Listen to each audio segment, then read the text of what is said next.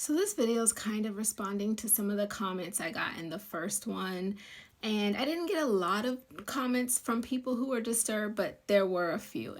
And I get it. I understand being disturbed by that video if you've been abruptly cut off by somebody and felt like it came out of nowhere and had no explanation.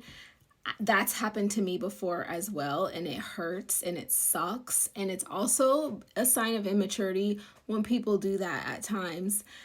And I completely agree that best practice would be, especially if you've been close with someone for a long time, to have a discussion with them, be mature, be adult, practice some conflict resolution, and just have some closure in that friendship, because we're not always going to be walking together forever with the people we cross paths with.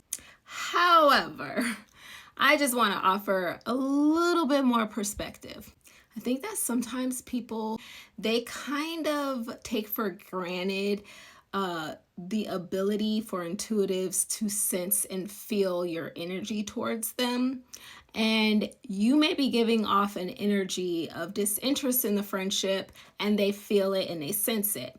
And maybe you're used to them continuing to show up the way they show up. Like, for instance, for me, I'm like a very engaged person. So people who come in contact with me are used to me being very engaged, very responsive. That's who I am. So you may be so used to them being so engaged, regardless of how you're showing up, that when they finally start to recognize that their energy is not being matched, they start to match your energy. And you may not really realize that they're actually matching your energy. And since you're used to them always just being so responsive and engaged, and they're matching your energy, the communication just stops.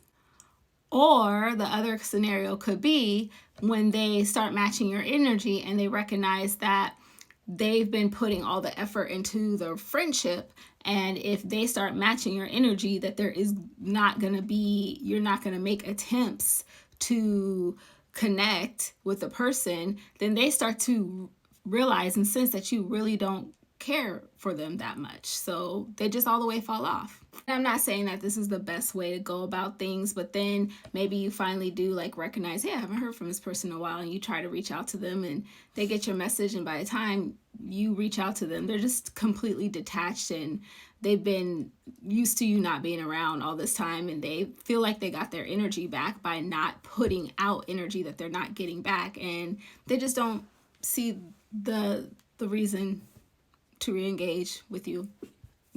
That's just it. There are times when things are happening, little small things that intuitives pick up on, and they sift and sort what's worth talking about.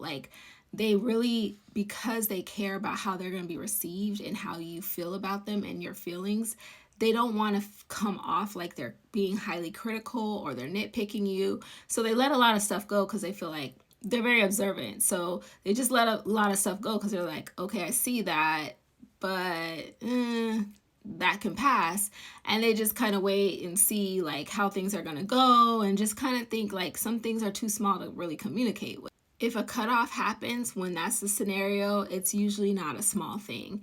It's usually a big, huge behavioral thing, and they just realize that you weren't the person that they thought you were, or that you guys your values are too misaligned, and they also start to think about all the little things, and they're like, yeah, this says something, and then they're just it's just not worth it at this point, because if I have a conversation, you're not going to change my mind. What's the conversation? Don't want to be your friend no more.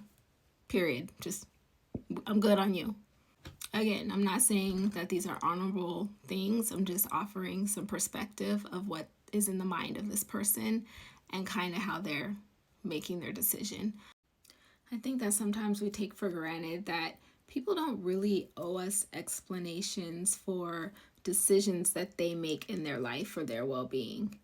And if I have to be the villain in your story for you to have peace, fine, I have to accept that. And sometimes that's all it is. Sometimes people just, whatever is going on with you, that person is feeling a lack of safety in that relationship, and they decide that the conversation is not something that they feel like they can handle. And they feel like a final conversation is not something that they have the bandwidth for.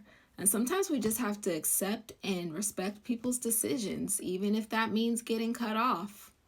I saw a post the other day, and I wish I could remember this creator's name who posted it so I can give them credit for it. But I saw a post where someone said, pathologizing someone else's behavior is not going to help you heal. So whatever you want to say about somebody cutting you off, or even us cutting somebody off, going through and pathologizing them and creating them as the villain, or whatever we do in our minds to make them a bad guy to accept whatever happened, that's not going to help us heal or grieve. Sometimes it ended in a way that was unfavorable, and you just need to grieve. You just need to grieve it. It just wasn't meant. That relationship, for whatever reason, it wasn't meant to be. Probably for either of you. Make new friends. And I talk about that on my channel. I hope this helps. Bye.